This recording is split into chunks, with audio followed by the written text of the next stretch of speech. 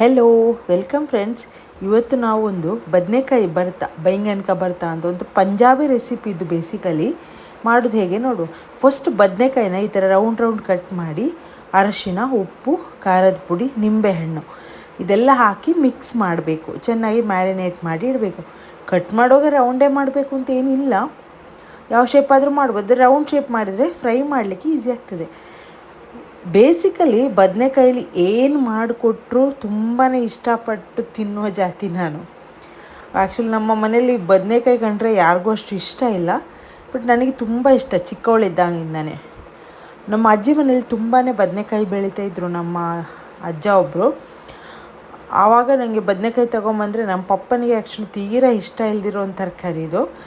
ನನಗೆ ತುಂಬ ಇಷ್ಟ. ನಾನು ಅಮ್ಮನ ಹತ್ರ ಹೋಳು ಕೇಳಿ ಹಾಕಿಸ್ಕೊಂಡು ತಿಂತಾಯಿದ್ದೆ. ಅಮ್ಮ ಬದನೆಕಾಯಿ ಹುಳಿ ಎಲ್ಲ ಮಾಡ್ತಾಯಿದ್ರು. ಅಂದರೆ ಗುಳ್ಳ ಅಂತೇವಲ್ಲ, ಮಂಗಳೂರು ಸೈಡ್ ಇರೋವಂಥ ಬದನೆಕಾಯಿ ಅದು. ಈ ಥರ ಪರ್ಪಲ್ ಅಲ್ಲ, ಅದು ವೈಟ್ ಮತ್ತು ಗ್ರೀನ್ ಆಗಿರುತ್ತೆ. ಸೊ ಇದನ್ನ ನಾವು ಚೆನ್ನಾಗಿ ಮಿಕ್ಸ್ ಮಾಡಿ ಮ್ಯಾರಿನೇಟ್ ಆಗಲಿಕ್ಕೆ ಬಿಡುವ. ಒಂದು ಅರ್ಧ ಗಂಟೆ ಇಟ್ಕೊಳ್ಬೋದು.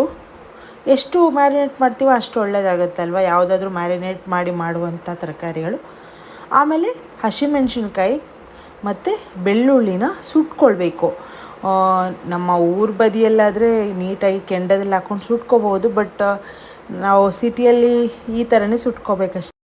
ಬಟ್ ಫ್ರೈ ಮಾಡ್ಕೊಳ್ಬಾರ್ದು ಎಣ್ಣೆಯಲ್ಲಿ, ಈ ಥರ ಸುಟ್ಕೊಂಡೇ ಮಾಡಬೇಕು, ಆವಾಗಷ್ಟು ಟೇಸ್ಟ್ ಚೆನ್ನಾಗಿರೋದು. ಆಮೇಲೆ ನಾವು ಮ್ಯಾರಿನೇಟ್ ಮಾಡಿಟ್ಟಿರುವಂತಹ ಬದನೆಕಾಯಿನ ಒಂದು ತವಾದಲ್ಲಿ ಶಾಲೋ ಫ್ರೈ ಮಾಡ್ಕೊಳ್ಬೇಕು.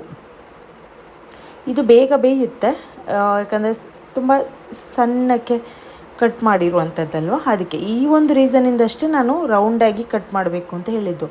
ಬೇರೆ ಶೇಪಲ್ಲಿ ಕಟ್ ಮಾಡಿಕೊಂಡು ಫ್ರೈ ಮಾಡಿದ್ರೂ ಆಗುತ್ತೆ, ಆ ಥರ ಏನಿಲ್ಲ, ಶೇಪಲ್ಲಿ ಏನಿಲ್ಲ. ಇದನ್ನು ನೀಟಾಗಿ ಎರಡೂ ಬದಿನೂ ಚೆನ್ನಾಗಿ ಬೇಯಿಸ್ಕೊಳ್ಬೇಕು.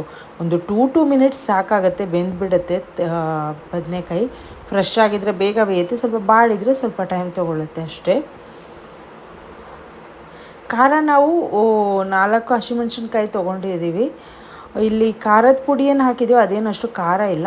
ಒಂದು ವೇಳೆ ಖಾರ ಇರುವಂತಹ ಖಾರದ ಪುಡಿ ಹಾಕಿದರೆ ನಾವು ಹಸಿಮೆಣ್ಸಿನ್ಕಾಯಿ ಸ್ವಲ್ಪ ಕಮ್ಮಿ ತೊಗೊಳ್ಬೇಕಾಗತ್ತೆ. ಬಟ್ ಹಸಿಮೆಣ್ಸಿನ್ಕಾಯಿ ಮತ್ತು ಬೆಳ್ಳುಳ್ಳಿ ಆ ಥರ ಜಜ್ಜಿ ಹಾಕಲೇಬೇಕು.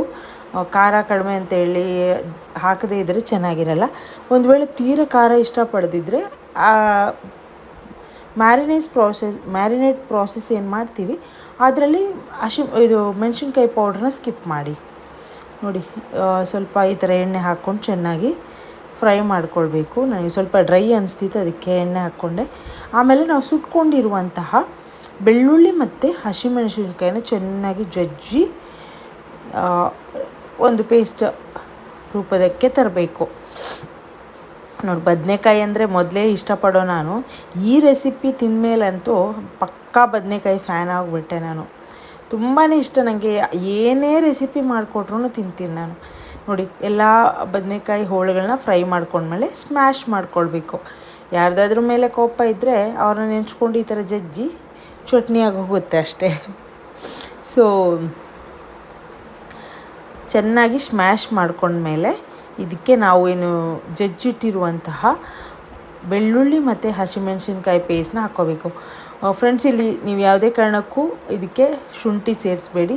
ಶುಂಠಿ ಸೇರಿಸ್ಕೊಂಡ್ರೆ ಟೇಸ್ಟ್ ಚೇಂಜ್ ಆಗುತ್ತೆ.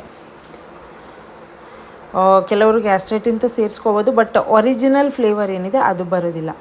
ಆಮೇಲೆ ನಾವು ಹೆಚ್ಕೊಂಡಿಟ್ಟಿರುವಂತಹ ಈರುಳ್ಳಿ ಸೇರಿಸ್ಕೋಬೇಕು. ನಾನಿಲ್ಲೊಂದು 2 ಮೀಡಿಯಮ್ ಸೈಜ್ ಈರುಳ್ಳಿನ ಹೆಚ್ಚಿ ಇಟ್ಕೊಂಡಿದ್ದೀನಿ. ಇದನ್ನೆಲ್ಲ ಸೇರಿಸ್ಕೊಂಡು ಚೆನ್ನಾಗಿ ಸ್ಮ್ಯಾಶ್ ಮಾಡಬೇಕು. ಈಗ ಕೊನೆಗೆ ಇದಕ್ಕೆ ಒಗ್ಗರಣೆಗೆ ಒಂದು ಟೇಬಲ್ ಸ್ಪೂನು ತೆಂಗಿನೆಣ್ಣೆ ಹಾಕ್ಕೊಂಡು, ಸ್ವಲ್ಪ ಸಾಸಿವೆ ಹಾಕ್ಕೊಂಡು, ಒಂದು ಚಿಕ್ಕ ಪೀಸ್ ಒಣಮೆಣಸಿನ್ಕಾಯಿ ಹಾಕಿ ಅದನ್ನ ಈ ಭರ್ತಕ್ಕೆ ಹಾಕಿಬಿಟ್ರೆ ಬದನೆಕಾಯಿ ಭರ್ತಾ ರೆಡಿಯಾಗಿದೆ ನೋಡಿ. ಇದಕ್ಕೆ ಸ್ವಲ್ಪ ಜಾಸ್ತಿ ಮೊಸರು ಸೇರಿಸ್ಕೊಂಡು ಮಾಡ್ಕೋಬೋದು. ಅದು ಒಂದು ಸಾರು ಟೈಪ್ ಆಗುತ್ತೆ. ಇದು ಆ್ಯಕ್ಚುಲ್ ಫ್ಲೇವರ್ ಆಗಿರುವಂತಹ ಒಂದು ಬದನೆಕಾಯಿ ಭರ್ತಾ. ಪಂಜಾಬಿಯಲ್ಲಿ ಇದನ್ನ ತುಂಬ ಚೆನ್ನಾಗಿ ಇಷ್ಟಪಟ್ಟು ತಿಂತಾರೆ. ಜಾಸ್ತಿ ಚಪಾತಿ ಅಥವಾ ರೋಟಿ ಜೊತೆ ತಿಂತಾರೆ. ಅನ್ನಕ್ಕೂ ಸೂಪರಾಗಿರುತ್ತೆ. ಇವತ್ತು ನಾನು ವೈಟ್ ರೈಸ್ ಮಾಡಿದ್ದೆ. ನಾನು ಟೇಬಲಲ್ಲಿ ಕೂತ್ಕೊಳ್ಳೋ ಬದಲು ಟಿ ವಿ ನೋಡಿಕೊಂಡು ಸೋಫಾದಲ್ಲಿ ಕೂತ್ಕೊಂಡು ಊಟ ಮಾಡ್ತಾಯಿದ್ದೆ. ಸೊ ತುಂಬಾ ಚೆನ್ನಾಗಿತ್ತು ಈ ರೆಸಿಪಿ.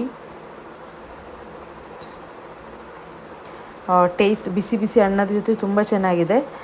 ದೋಸೆ ಮತ್ತು ಚಪಾತಿಗೂ ತುಂಬಾ ಚೆನ್ನಾಗಿರುತ್ತೆ. ಒಂದು ಸಲ ಬದನೆಕಾಯಿ ಇಷ್ಟಪಡದಿರೋರು ಈ ಥರ ರೆಸಿಪಿ ಟ್ರೈ ಮಾಡಿ, ಖಂಡಿತ ಇಷ್ಟಪಡ್ತೀರಿ. ಟ್ರೈ ಮಾಡಿದರೆ ಒಪಿನಿಯನ್ ಹೇಳಿ.